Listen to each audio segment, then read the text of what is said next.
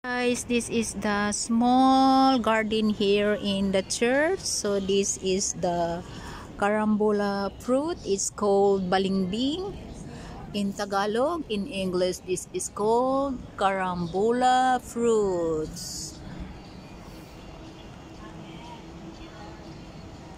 And this is the calamansi. Yan guys.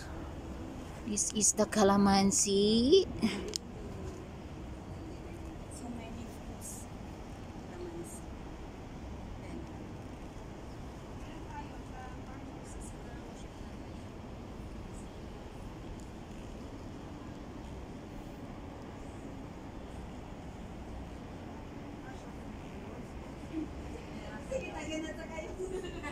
This is the calamansi, guys.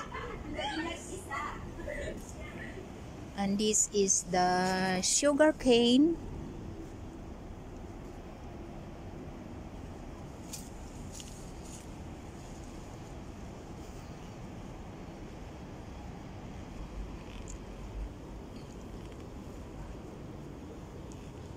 And these are the flowers, herbal flowers. And these are the herbal medicine.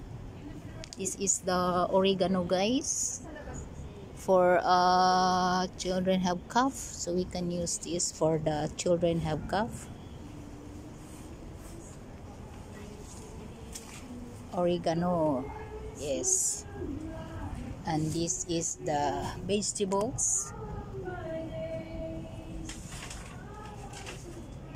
Vegetables, guys. And this is the rose. And this is the sampaguita, guys.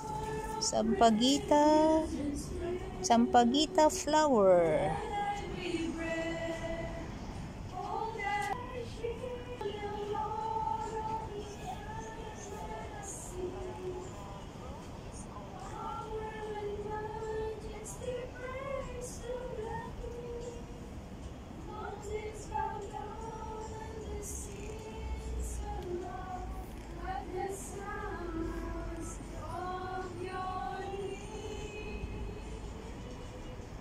And this is the tea flower, guys. Purple flower for tea.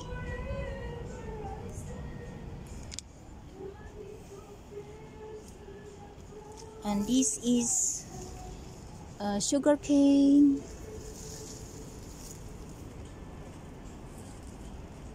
And this is the aloe vera, guys. Aloe vera. Yeah. Ayan. Ito yung flower na purple tea. Yan.